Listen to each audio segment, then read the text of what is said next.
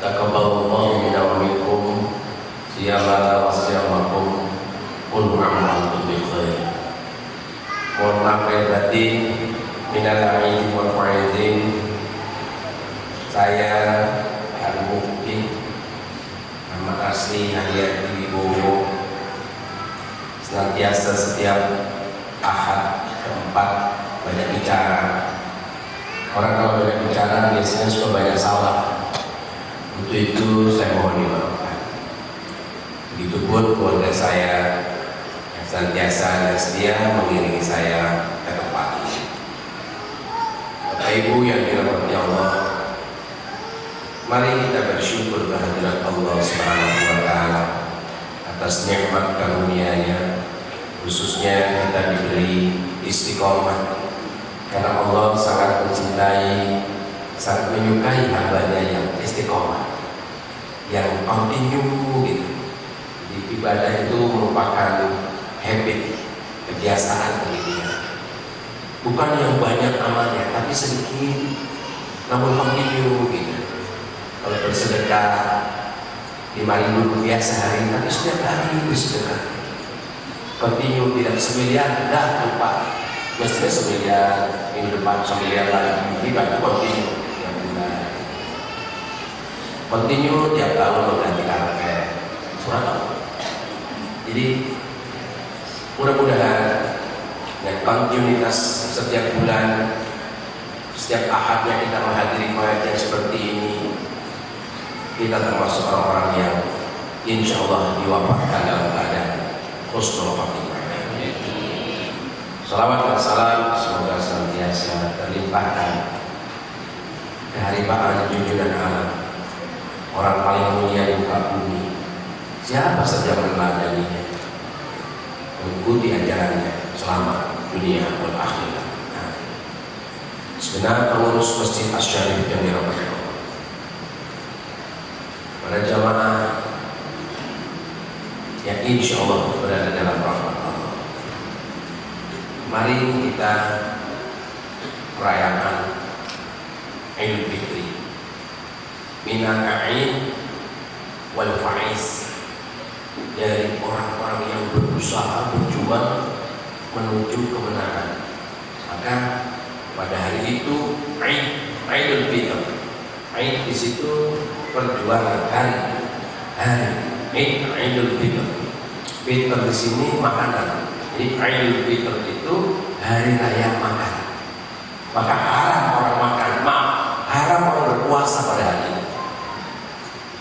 Bukan Idul Fitri, bukan, itu kita aja belok-belokin. Kalau pada hari itu kita kembali ke fitrah, ya insya Allah berarti kita orang yang menang, yang faiz. Itu siapa minal faiz, minal a'in wal faiz itu siapa? Sehingga dia mengucapkan minal a'in wal faiz, minal a'in wal faiz. Layak dia berjuang, berusaha bertobat kepada Allah di bulan Ramadan, berusaha beribadah kepada Allah. Di bulan Syawal kelakuannya sama dengan bulan Ramadan. Ketemu Ramadan lagi, oh al-faiz, orang menang. Di bulan Ramadan dia biasa bersedekah. Di bulan selain Ramadan Syawal, ketemu Ramadan lagi, biasa bersedekah. Di bulan Ramadan berkerudung, berjilbab, ngaji. Di bulan Syawal melakukan hal yang sama, ketemu Ramadan lagi. Oh, orang yang menang ini. Sebelumnya dia manusia tobat. Nah, dari pertobatan sampai ke meninggal, dia orang yang menang. Siapa orang yang menang? Sahabat Huzaifah Al-Yaman bertanya kepada Ali bin Abi Thalib, "Wahai Ali, bukankah ini hari raya?" "Ya, kenapa?" "Mengapa engkau berpakaian sederhana, lusuh seperti itu?" "Oh, bagiku hari raya itu setiap hari kemenangan. Bukankah kita sedang merayakan kemenangan? Bagiku kemenangan itu setiap hari. Bukan karena baju baru, pakaian baru, kue baru, kastengel baru." Apa sih berasa baru, cepol baru? Iya, itu jilbub. Jilbub itu maksiat besar kepada Allah. Jilbub, bub, bub, bub gitu. Dia menonjol gitu. Dosa besar itu. Nah di bulan Ramadan dia mendengar itu, salah ya, berubah pakaiannya, istiqomah, luar biasa. Nah kata Ali bin Abi Thalib, ada 5 hari kemenangan, di mana orang itu pada hari-hari itu dia menang. 1, di saat dia bertobat sampai menemui ajal, dia hidup dalam keadaan taat kepada Allah Subhanahu wa Ta'ala. Setiap hari dia menang karena dia selalu taat kepada Allah. Bagaimana? Dia mampu mendobrak, mampu menembus hambatan godaan syaitan. Siapa syaitan? Asyaitanul insi afsalu min syaitanil jinni. Syaitan manusia itu lebih merusak dari syaitan jin. Pernah dibahas di sini. Syaitan jin itu tidak terlihat seperti genderuwo, kuntilanak, tidak ada itu. Tahayul, bohong, cerita-cerita bohong yang menjadikan bayangan buat kita. Sehingga ketika orang itu uji nyali, duduk di tempat itu terbayanglah setan-setan bayangan itu. Padahal tidak ada itu. Kesurupan. Kenapa? Imannya copot, setannya masuk. Bahaya ini, lemah iman. Nah, setan yang menggoda dan kita kalah, itu orang yang betah. Kalau dari depan televisi nonton bola, betah banget. Sampai lupa ngaji, tahajud tinggal, bahkan subuh pun ditinggalkan karena belum siapa yang menang penalti. Allahu Akbar, Allahu Akbar, as-salatu khairun minan naum, subuh. Tapi dia lagi ada penalti, nonton siapa yang menang. Betah dia di situ, digoda setan agar betah bermaksiat kepada Allah. Ya, gitu.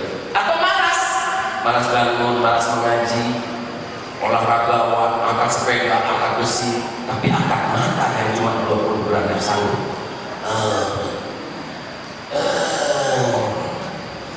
Tapi angkat besi di tempat-tempat fitness, angkat meja, angkat kaki.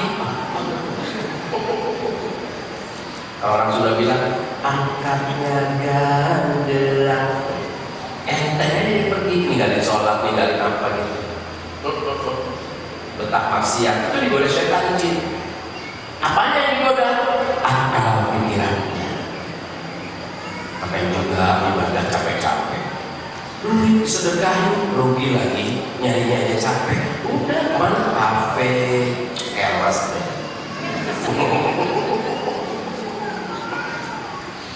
Gak jadi sedekah, dipakai berumpi, jajan, makan, mabuk, main. Kenapa tergoda setan? Karena ditemani setan. Tapi orang yang menang ditemani malaikat. Mau malas jadi rajin, mau judi jadi sedekah. Luar biasa, dibisikin, dibimbing terus sama malaikat. Menang orang ini. Ketika dia mati dalam keadaan taat. Kenapa? Tidak tergoda setan. Hatta setan manusia. Kalau setan manusia bisa berwujud istri. Suami lagi itikaf di masjid, kue belum ada, baju baru belum ada, HP dibawa sama suami, SMS, Mas, pulang deh cari duit, lebaran nih, itikaf aja, setan istri. Oh banyak banget di BSD. Belum lagi waktu mudik, setan macam-macam, setan manusia. Mau beli mall depan ini, akhirnya biar ini, wah Masya Allah. Doain dia, ya Alhamdulillah itu. Setan manusia bisa anak, bisa suami. Nah orang seperti itu, dia menang. Kenapa? Setiap hari mampu menghalangi, mendobrak halangan godaan syaitan. Pada hari kedua, di saat dia mati, dia dalam keadaan husnul khatimah. Mengapa?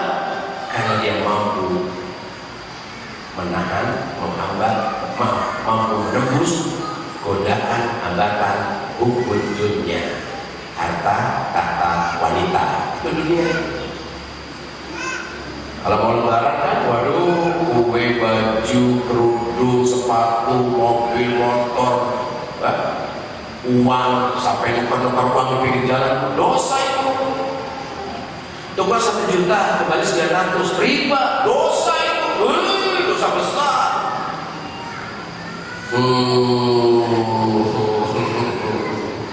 Maksud hati berbuat baik di kampung mau bagi-bagi, tapi di Jakarta di pinggir jalan berbuat dosa. Kalau beli rupiah, itu dengan rupiah lagi. Kalau dengan rupiah lagi tidak boleh ada kurang, tidak boleh ada lebih. Kalau beli emas dengan uang bisa lebih, beli dolar dengan rupiah bisa beda. Tapi kalau rupiah dengan rupiah, dolar dengan dolar, itu tidak boleh berbeda. Lebih sedikit riba itu.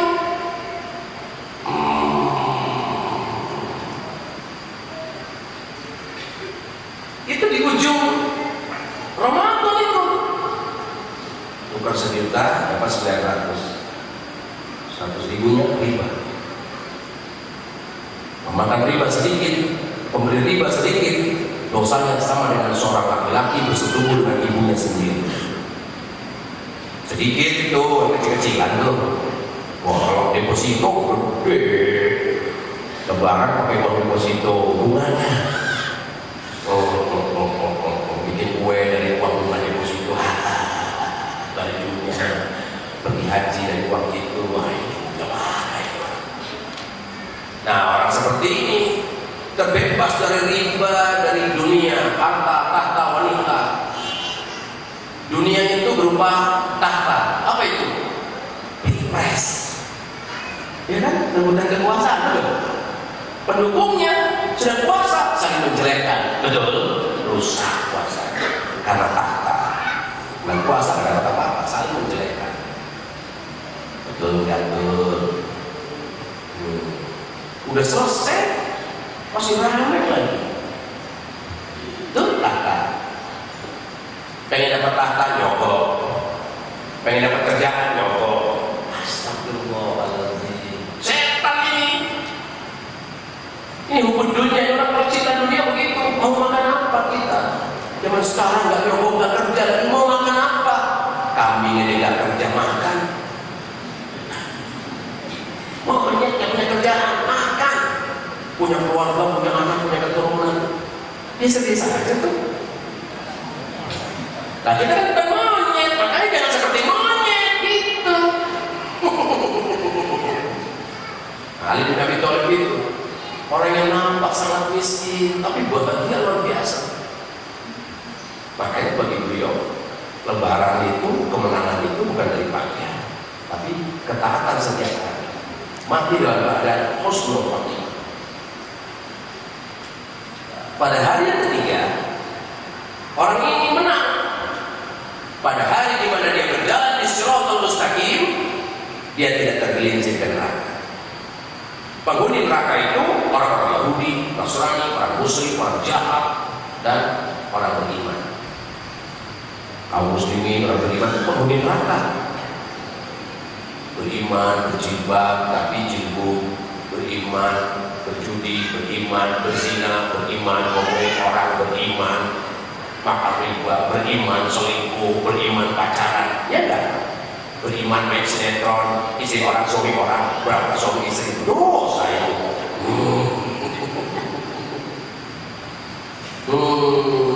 Belum bertobat, mati. Nah itu, ketika di Shiratal Mustaqim jatuh dia. Tapi di Shiratal Mustaqim iya kan jalannya di situ. Cuma Shiratal Mustaqim itu ada pengaitnya. Srek. Nah, yang jalan dikait. Tarik, dibuang ke neraka. Bisa jubahnya ke bawah, bisa selendangnya ke bawah, tapi naik tuh. Padahal dia bawa Quran di dunia, bawa Quran di umat.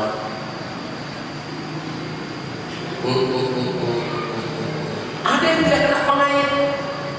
Pernah nonton White Out ya? Benteng Takeshi. Berapa yang masuk? 7, 5 dari sekian ratus. Nah begitu. melewati siratal mustaqim itu tidak mulus. Tidak percaya? Siapa yang bisa demo di sini? Jalan di sini nih, terus sampai sana, nggak jatuh. Ayo,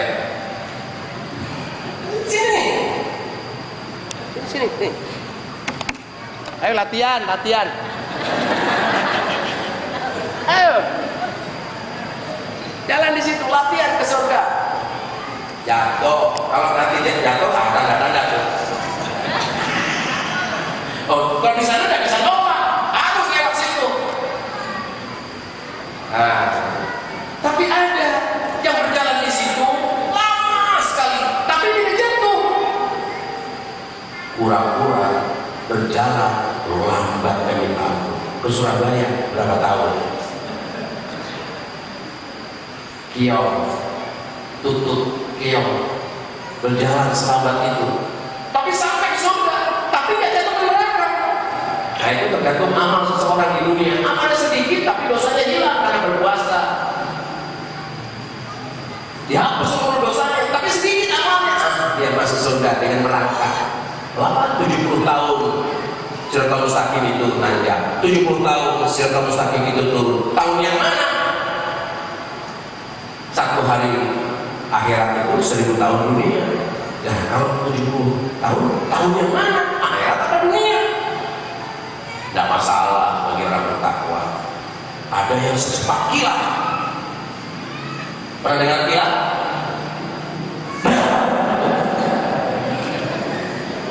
Sorry ya, baru ini doang. Petir jebret, langsung ke surga. Para nabi, para rasul, mungkin termasuk ibu-ibu yang melahirkan mati. Wah, surga itu. Hamil saja derajat pun naik di atas suami 1 derajat. Melahirkan 2 derajat di atas suami. Tidak mati, menyusui 3 derajat di atas suami. Umuka, ibumu, abahuka, baru bapak. Melahirkan mati ke surga. Nggak mati, mana harus hapus dosa. Enak banget jadi istri ahli surga. Yang mana? Yang taat sama suami. Nah, ini orang-orangnya nih, alhamdulillah pada taat sama suami, kelihatan dari wajah-wajahnya. Nggak pernah melawan suami. Setahun sekali ya hari sih. Nggak pernah setahun sekali. Karena dia mau datang ke sini, ciri-ciri bertobat kepada Allah. Maka orang seperti ini kalau mati berjalan di siratal mustaqim selamat. Antri dia, tapi tidak tergelincir. Ada yang secepat kuda, secepat panah, secepat ilat, secepat semut, secepat orang berjalan. Nah itu. Kemudian pada hari yang keempat, dia masuk surga. Wah, menang dia. Kenapa masuk surga dia? Tapi banyak juga orang yang berjalan dengan cepat sampai di ujung pintu surga dan terbuka. Kenapa? Utang, punya utang. Nah itu, walaupun seorang mujahid membela agama mati syahid, tapi nggak masuk surga karena berutang. Beruntunglah ya kalau orang-orang ini punya anak soleh. Anak-anak soleh itulah yang membebaskan dia, berwakaf, mendoakan dia, mengamalkan ilmu yang diajarkan bapak ibunya, orang-orang itu kepada dirinya, dia amalkan, terus mengalirkan pahala ke bapak. Itulah orang-orang yang menang. Pada hari kelima, orang yang menang pada hari itu, dia berjumpa dengan Allah. Janji Allah ya. Dalam hadis Rasulullah, lisoimi farhatun indah iftori. Orang yang berpuasa itu dapat 2 kebahagiaan ketika dia berbuka. Coba nikmatkan kita berpuasa imsak. Jam berapa imsak? Imsak itu menahan. Jadi dimulainya imsak itu pas azan subuh, waktu subuh. Ada peringatan di televisi, waktu imsak telah masuk 10 menit lagi. Oh berarti hati-hati, sebentar lagi imsak.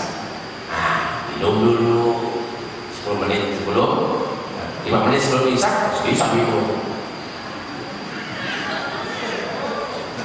Iyalah, belum waktunya imsak. Alhamdulillah, ai.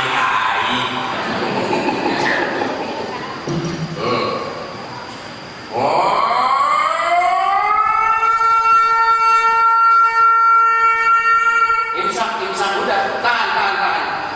Sampai Allahu Akbar, maghrib. Dari waktu imsak subuh sampai maghrib itulah saum imsak.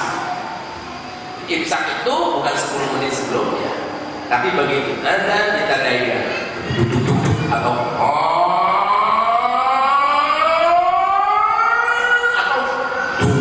petasan orang Semarang.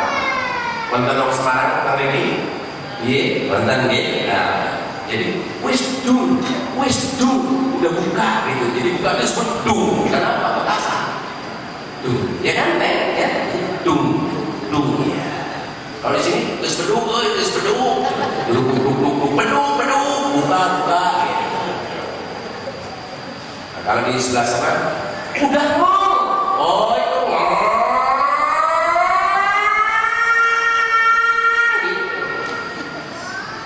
kalau zaman aku dulu rocker.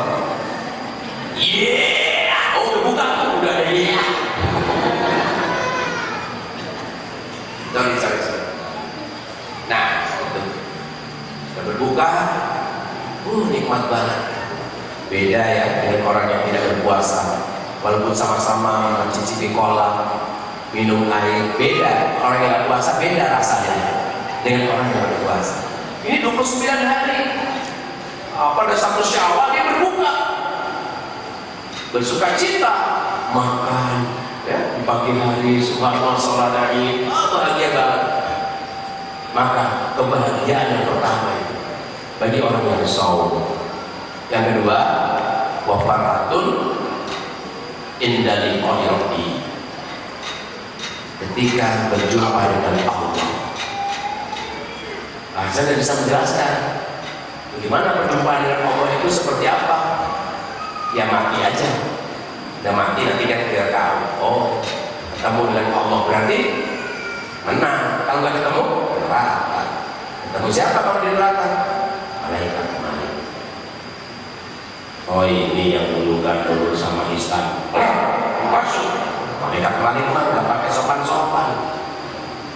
Bengisnya minta ampun, kasar dan keras minta ampun kepada pelanggar syariat Allah. Kalau ketemu malaikat Ridwan, subhanallah, disambut dengan salam, dibuka pintu surga. Bagaimana? Kapan kita menentukan surga neraka itu? Sekarang di dunia ini. Mulai kapan? Ya mulai hari ini. Kalau puasa kemarin nggak sempurna, sempurnakan sekarang ini. Nggak bisa baca Quran, dan sekarang belajar baca Quran. Sudah bisa baca Quran, berusaha menghatamkan dengan menghafalkannya. Oh susah banget. Saya balapan sama anak saya sudah 3 juz, saya justru itu mesti. Pasti terus berusaha. Kalau nggak ngapa-ngapain tiap hari gitu mungkin bisa lah ya, setahun 3 juz bisa. Karena anak saya 1 tahun bisa 11 juz. Bukan anak saya, anak kecil 11. Tadi saya subuh di Baitur Rahman yang baca Quran hafiz SMP sudah 11 juz 1 tahun di sana, di Ciang sana. Rutin saya memberikan kajian subuh 3 bulan sekali. Sudah 4 kali saya lakukan itu. Itu habis Quran di situ. Imam sholatnya tadi 30 juz. Wah luar biasa. Itu orang-orang cerdas. Orang cerdas itu beda dengan orang pintar. Ke surga itu karena kecerdasan, bukan karena pintar. Kalau orang pintar, sekedar pintar, belum tentu cerdas. Siapa orang yang cerdas itu? yang dia menang di hari pertama, kedua, ketiga sampai hari kelima bertemu dengan Allah. Al-Kayyisu. Al-Kayyis itu orang-orang yang cerdas. Seperti apa orangnya? Kalau dia berbuat salah, cepat bertobat kepada Allah, tidak mengulangi kesalahannya lagi. Jadi kalau berbuat salah, salah baru karena dia tidak tahu. Tidak pernah berbuat salah 2 kali. Sampai banyak orang, wah Pak Kiai, saya sih kalau yang lain-lain saya bisa mengendalikan, saya tinggalkan. Cuman yang satu saya tidak bisa. Apa? Selingkuh. Gak cerdas kamu. Kamu pintar-pintar bodoh. Pintar selingkuh, bodoh bertobat ini. Kalau Al-Kayyis itu cepat berubah. Udah gitu dia perbaiki dirinya. Gitu. Karena menghapus dosa itu dengan memperbaiki diri. Caranya tobat, menyesal, pahami Islam, amalkan, sebarkan. Itu cara menghapus dosanya. Bukan bertobat terus wirid aja, nggak bisa. Wirid itu sunnah, dapat wajib, mengamalkannya di wirid wajib. Gitu beramal kebajikan. Dengan berjilbab aja tiap hari dapat pahala 50 hari jilbab. Sehari berjilbab pahalanya 50 hari berjilbab. Tuh, tapi satu hari tidak berjilbab 50.000 tahun di neraka. Itu bisa sekejap saja hilang dosanya itu. Dengan apa? Taubatan nasuha. Ya Allah, aku menyesal. Mulai dari sini aku berubah seperti dari jilbab menjadi jilbab. Berubah itu. Kemudian diejek teman-teman. Ini setan tadi. Ejekan menggugurkan dosa. Bisa jadi suami. Norak kamu sejak ngaji jadi begini, susah gue sama kamu. Ini suami setan.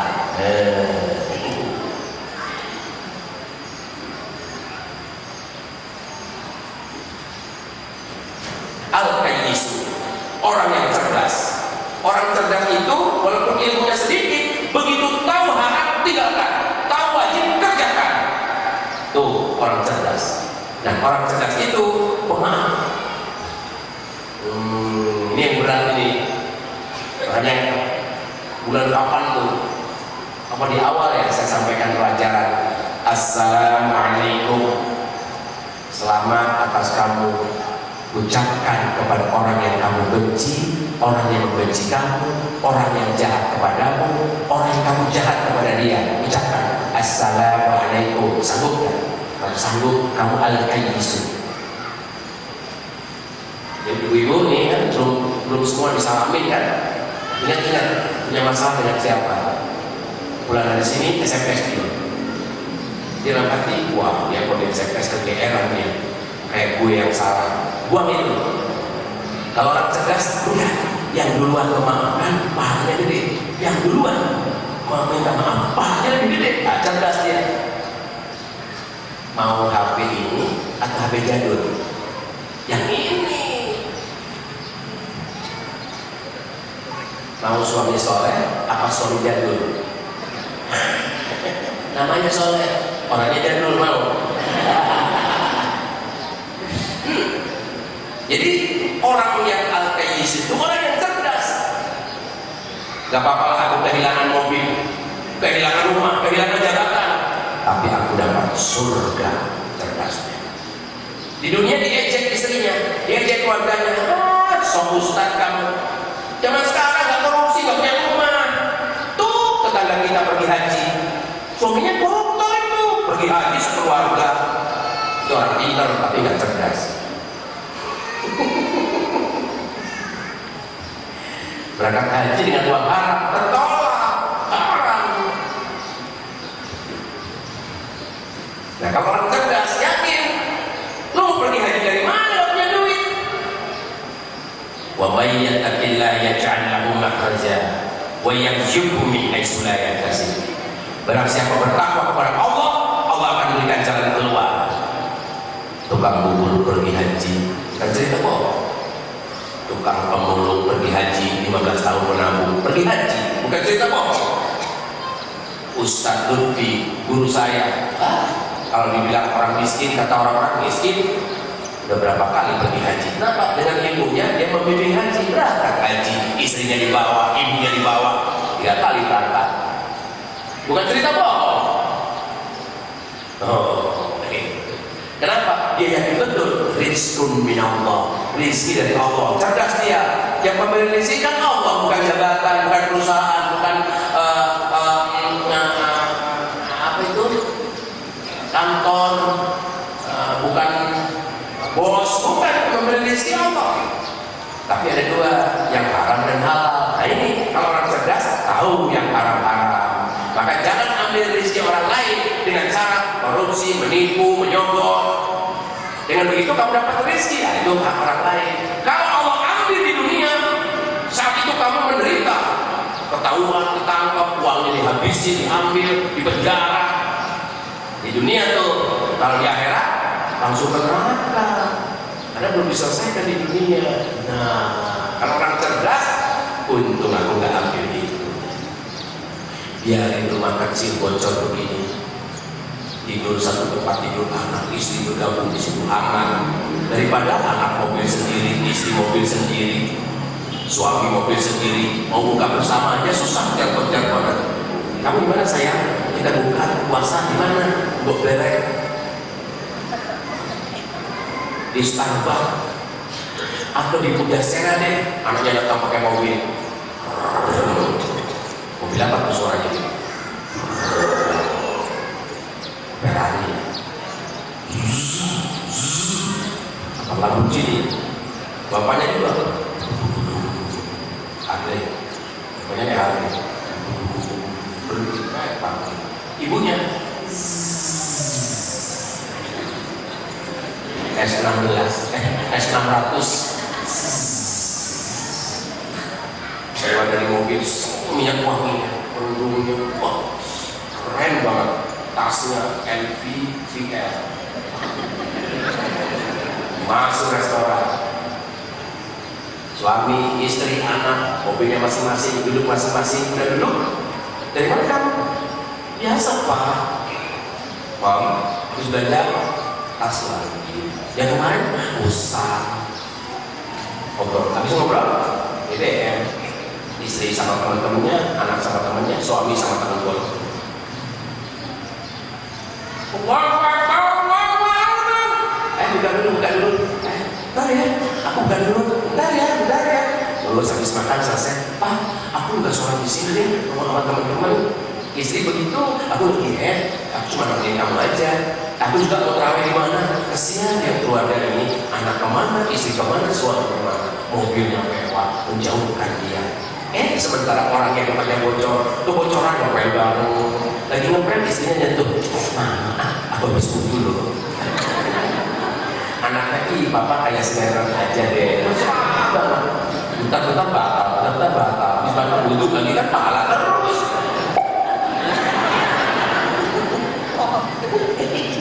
Ada nggak bisa aja udah dia tuh. Begitu gigi palsu ya copot. Maaf ini. Habis lebaran ya. Apakah orang-orang ini menang? Ya kalah kalau kekayaannya sendiri. Anaknya dikuasai harta suaminya, istrinya dikuasai harta suaminya, dia suami dikuasai harta yang dia cari sendiri. Dengan cara yang batin. Di dunia saja sudah dijauhkan dari kebahagiaan.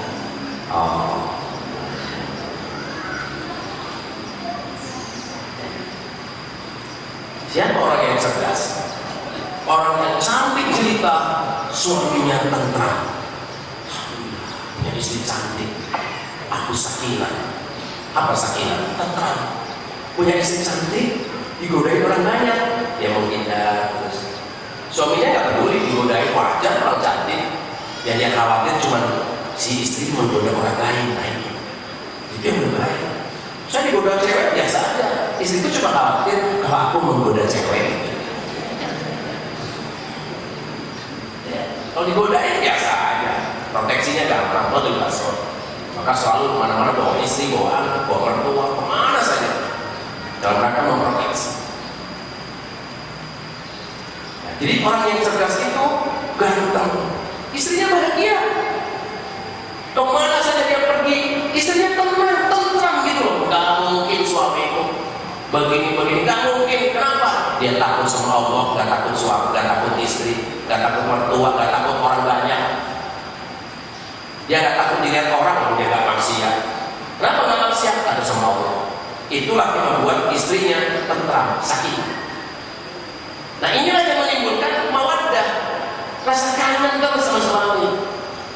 Meskipun suaminya sudah tua, sakit-sakitan, asam urat, waduh, kalau asam urat itu berdiri aja. Si istri sakit pak di Bandung, saudara. Sayang, kamu ikhlas bahwa aku tua begini? Ya iyalah, kamu kan yang memberikan aku surga. Kamu udah 5 kali makan milik aku, 5 kali aku menghapus dosa. Kamu baik banget ini, cubit pipi suami yang keempat. Cepok bunyi, kamu peot, cepok gitu, cepok gitu.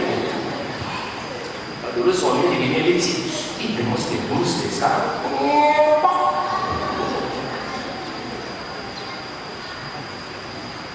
Wah, waktunya udah habis jelasin ini. Bagian gambarnya merah, resonansinya kayaknya gelap.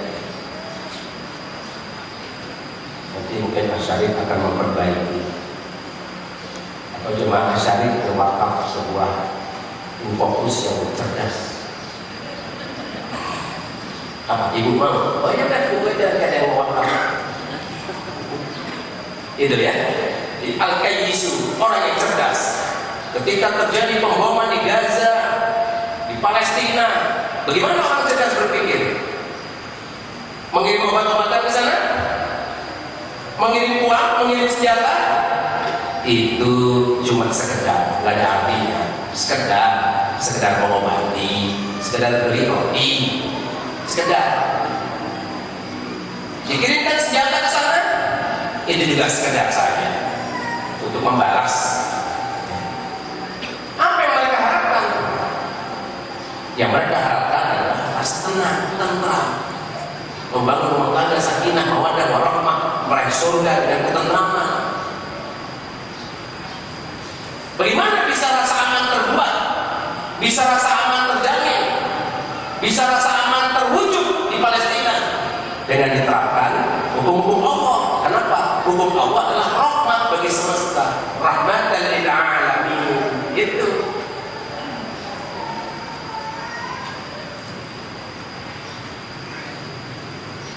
Di sana ada solusi Palestina, adalah khilafah. Menyelesaikan konflik Timur Tengah dari akar permasalahannya itu dengan apa? Jalur Gaza dengan apa? Dengan khilafah. Yang kita mungkin belum pernah dengar ya. Yang kita sering dengar khilafiyah, bukan khilafah. Ini jalur Gaza. Penjara terbesar di dunia, memiliki 8 pintu. Pintu Rafah menuju ke Mesir. Oleh penguasa Mesir ditutup gitu. Padahal Mesir itu kan saudaranya Gaza, tapi penguasanya antek Yahudi. Itu. Lewat perjanjian Camp David, pintu Rafah boleh dibuka untuk kepentingan logistik saja, dan itu pun diawasi. Jadi orang-orang Palestina di jalur Gaza, saudara-saudara kita tidak punya, ya, tidak punya apa? Tidak punya wilayah, tidak punya ketentraman, kenyamanan. Nah, ini wilayahnya ini, jalur Gaza ini. Sebelah-sebelahnya laut. Itu yang dilihat dari satelit, nyala terus. Karena letusan bomnya terus sampai berapa ribu kali? 20.000 ton bom diledakkan di sana, setara dengan 5 kali bom nuklir. Itu ledakannya terus 30.000 kali ledakan bom high explosive, bom padat, ya. Bom yang padat. Jadi ledakannya luar biasa, menghancurkan. Jadi di dunia ini ada titik yang terang karena cahaya ledakan bom.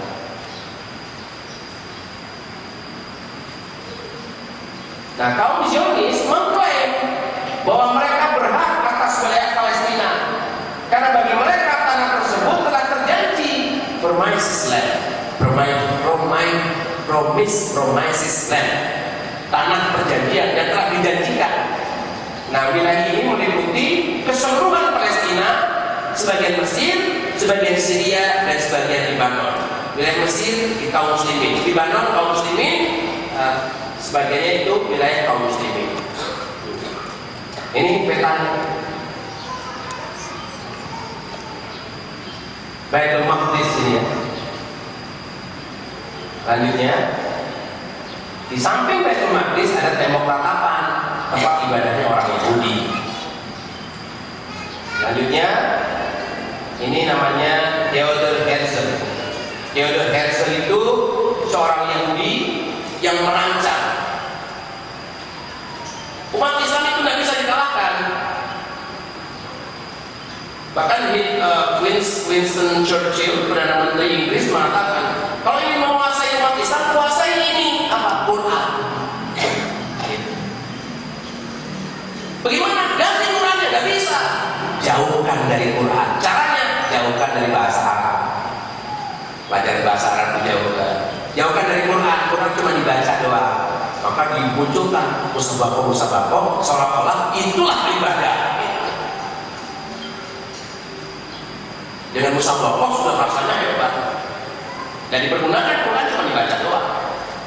Nah, Theodor Herzl itu mencanangkan kuasai kaum muslimin. Caranya bagaimana? Kuasai dengan dua hal, emas dan pers. Emas itu apa? Sistem ekonomi. Maka ekonomi dengan uang dinar diganti dengan uang moneter, kertas, tanpa ada alunan. Nah, sistem ekonominya riba. Nah, ketika negeri-negeri kaum muslimin belum rusak, belum hancur, Indonesia dijajah Belanda, dikasihlah pelajaran-pelajaran, sekolah-sekolah, pendidikan ribawi, sekolah-sekolah ribawi itu, ya perbankan dan sebagainya. Jadi penjajahan dengan sistem. Ketika penjajah Belanda pergi, sistemnya terus, maka diteruskan oleh penjajah baru Amerika sampai sekarang dari sistem yang sama, sistem ribawi ekonominya, pergaulan bebas, hak asasi manusia gitu. Yang Belanda kan diajarin mabuk, diajarin dansa-dansi, pacaran. Ketika Belanda pergi, waktu saya SMP kelas 1 tahun 71, guru bahasa Inggris saya selalu memberikan reward bagus kepada anak laki-laki yang mau duduk dengan perempuan. Siapa yang duduk dengan laki-laki? Anak-anak perempuan malu-malu. Siapa yang duduk dengan anak perempuan? Saya. Cuman gue. Hari-hari pindah ke depan. Duduk sama Ani. Si Aninya, aku juga mau disuruh gitu. Oh, ternyata ibu guru bahasa Inggris akan mempraktekkan pelajaran bahasa Inggris. Andy and Annie. Hari-hari kamu sebagai Andy. Ani, karena nama kamu Ani, terjadi conversation antara Hari Mukti dan saya dengan Ani. How are you? I'm fine. Gitu. Nah, dari pelajaran bahasa Inggris saja sudah mengajarkan kita mencampur aduk laki dan perempuan. Gitu. Dari pelajaran bahasa Inggris. Sekarang tidak usah dikasih begitu. Anak SMA ketahuan, teman-temannya nonton bersetubuh di kelas keluarga. Anak ini, wah luar biasa. Sampai banyak guru-guru, bagaimana Pak Ustaz? Kontribusi Ustaz kepada perilaku anak-anak, oh tidak bisa. Saya cuma bisa nasihatin, tapi ini solusinya apa? Diterapkan hukum Allah gitu. Nah, sama Palestina pun begitu. Tanah itu bukan milikku, tapi milik umatku, kata Khalifah Abdul Hamid. Padahal Theodor Herzl, ya Bapak Zionis ini sudah mencanangkan kuasai umat Islam dengan dua hal, emas dan pers. Pers itu apa? Orang Yahudi bernama Reuters bikin kantor berita koran. Nah, dengan koran itulah memutarbalikkan berita. Jeleknya Islam, bagusnya Yahudi. Yahudi dibunuh di mana-mana oleh Hitler, diangkat tinggi-tinggi sampai umat Islam pun kasihan Yahudi itu. Padahal Hitler itu pengen memperlihatkan kepada dunia, maka tidak semua Yahudi dibunuhnya. Hitler begitu bengis, tapi dia tahu Yahudi itu jauh lebih bengis lagi. Dan sekarang kita merasakan itu. Nah, Theodor Herzl ini 200 tahun yang lampau sebelum runtuhnya khilafah,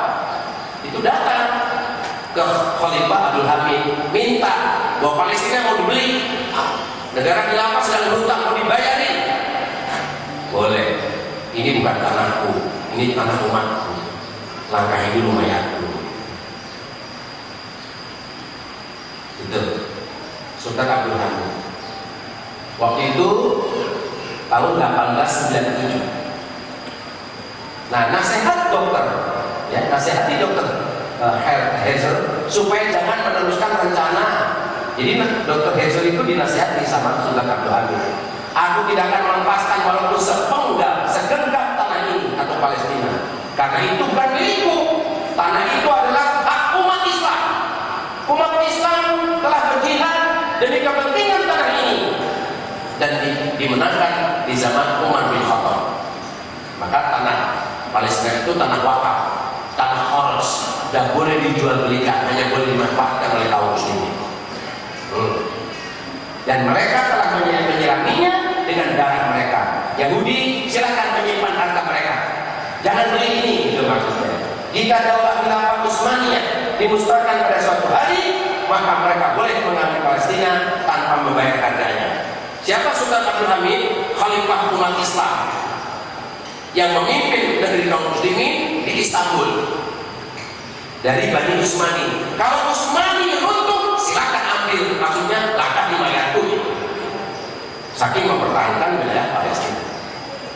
Akan tetapi sementara aku masih hidup, aku lebih rela menusukkan pedangku ke tubuhku daripada melihat tanah Palestina dikhianati dan dipisahkan dari Daulah Islamiyah. Perpisahan adalah sesuatu yang tidak akan terjadi. Aku tidak akan memulai perpisahan tubuh kami segala, ya, selagi kami masih hidup. Tidak segenggam tanah pun dikuasai Yahudi selama kami masih hidup. Kami siapa? Kaum muslimin. Lanjutnya, nah, wilayah khilafah Islamiyah itu yang warna hijau. Dunia itu yang sana tuh, yang orange siapa? Nah, umat Islam itu negerinya yang hijau itu.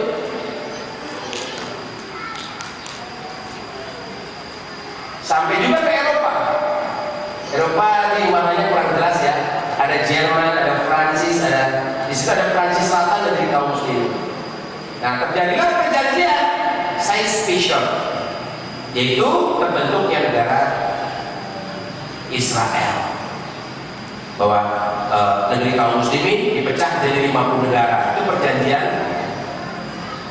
Perdana Menteri Sykes dan Perdana Menteri Inggris. Mereka memecah negeri Islam dipotong-potong.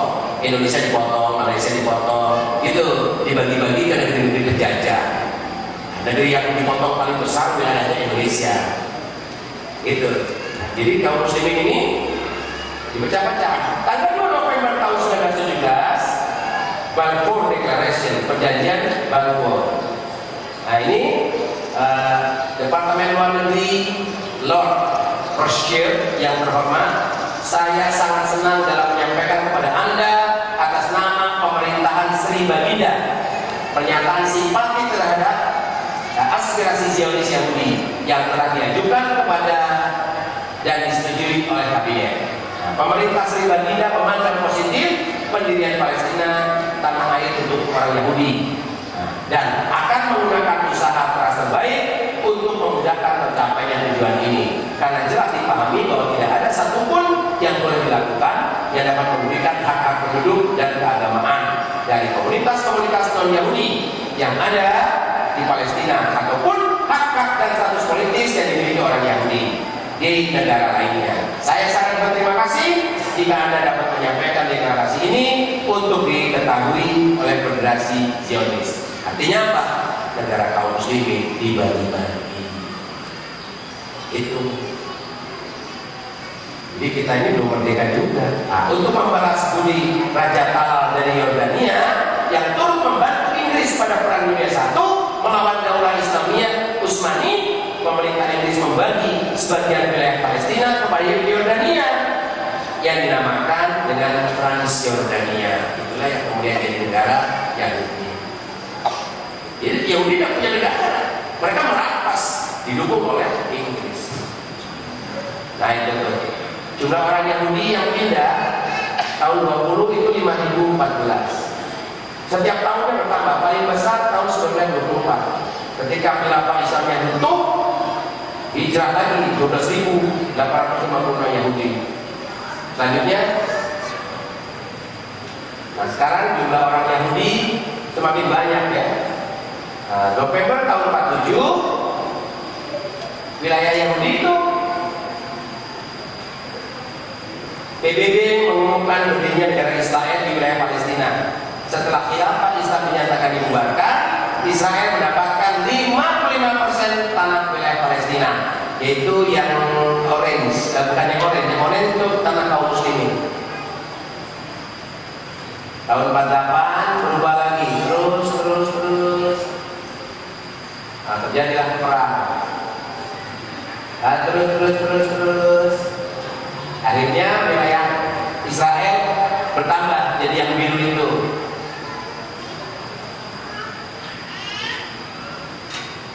Terus lagi, nah ini Abdullah bin Talal ini Raja Yordania yang membantu berdirinya negara Israel.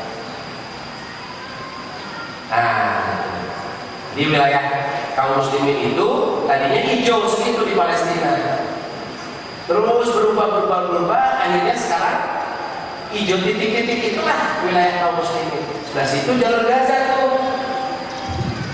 Ini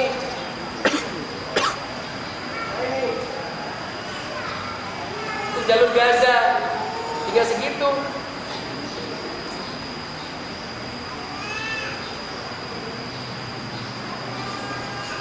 Ini jalur Gaza ini. Tapi Israel nggak bisa membunuh Hamas itu. Dibunuhin 1.400 orang mati, kata Israel. 1.400 bayi lahir tanpa cacat. Terus kemana kaum muslim harus berharap kalau setiap kali dikubur seperti ini? Minta tolong sama PBB, gak mungkin, kan PBB yang pecah-pecah kaum muslim. Minta tolong Amerika, enggak lah. Tuh Amerikanya tuh. Nah ini tutup muka aja nih pemimpin-pemimpinnya ini. Jadi Amerika dan Israel itu sama saja. Gak ada presiden Amerika yang anti Israel. Kalau anti gak bakal jadi presiden. Jadi Israel memiliki hak untuk membela diri. AS meminta Hamas segera mengadakan gencatan senjata, ya, gencatan senjata kembali untuk menghentikan serangannya ke Israel jika konflik terbaru ini berakhir. Licinnya gitu, konflik, bom, udah dikuasai gencatan senjata. Kalau nggak mau kalah, gencatan senjata. Gitu. Dengan cara seperti itulah Israel menguasai negeri Palestina. Kalau perang kalah dia. Saya berjanji kepada Anda, kata Amerika Obama, namanya Hussein. Kita pikir dia muslim, jahat banget dia, sangat jahat. Saya berjanji kepada Anda bahwa saya akan melakukan apapun yang saya bisa dalam kapasitas apapun untuk tidak hanya menjamin keamanan Israel, tapi juga menjamin bahwa rakyat Israel bisa maju dan makmur dan mewujudkan banyak mimpi yang dibuat 60 tahun yang lalu. Tapi orang Israel sendiri berpikir tuh jalur Gaza itu kayak gini, seolah ini pada mandi, Amerika lagi mandi di darahnya kaum muslimin. Ini orang Israelnya ini pelayan-pelayan yang United Nations ini. Negara Oki tutup mata, nanti Oki membangun lagi. Palestina yang sudah dibangun lagi sama Kuwait, Qatar, gitu, Saudi dibangun lagi, gitu. Yang jadi lagi sama Israel dibangun lagi sama negara-negara Muslim. Ini orangnya. Gak boleh kaum muslimin bersalaman dengan Yahudi. Harus. Mari kita muhasabah. Nasihat kepada para penguasa. Rasulullah SAW bersabda, jihad yang paling afdal adalah mengucapkan kalimat hak kepada penguasa zalim, kejam. Rasul bersabda, seorang yang memimpin kaum muslimin dan dia mati sedangkan dia menipu, mengkhianati umat, maka Allah akan mengharamkan dia masuk ke dalam surga. Hadis Bukhari Muslim. Rasul bersabda, penghulu para syuhada adalah Hamzah, dan seorang yang berdiri di hadapan penguasa yang zalim, menyerukan padanya kebaikan dan melarang berbuat kemungkaran, kemudian dia dibunuh. Nah, jadi nasihati penguasa malah dibunuh. Penguasa yang adil berhak atas surga. Ini yang paling terakhir ya. Bantuan dana, obat-obatan memang bisa meringankan penderitaan saudara kita, tetapi tidak menghilangkan penderitaan itu. Hanya kepada persatuan umat Islam dalam bingkai khilafah yang dapat menghilangkannya. Khilafah akan mengkomando 1,5 miliar muslim untuk mengusir Israel dari tanah kaum muslim. Tegakkan khilafah, jihad menyelesaikan. Jadi jihad itu nggak boleh sembarangan, harus terpimpin.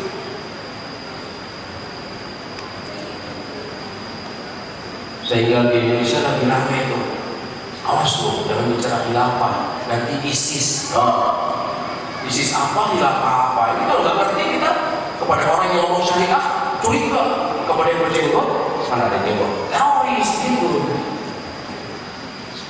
Ini sedikit ya tentang Israel, tentang Palestina.